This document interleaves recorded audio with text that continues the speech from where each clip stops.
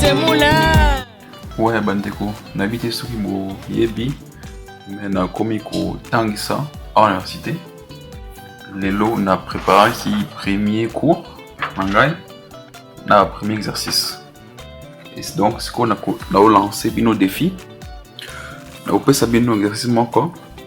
Soki mutu moko parmi vous a ko résoudre examen wana ti dimanche soir 18h. Na otin lae 10 euros. Oui, ok. 10 euros.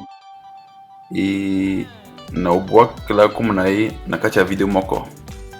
Ok. Donc là c'est il y a pas cité zaba mathématiques numériques comme na katia ba génie mécanique et aux asco matière il y a mathématiques numériques. Il y a pas cité les approximation triangulaire ce qui besoin résultat.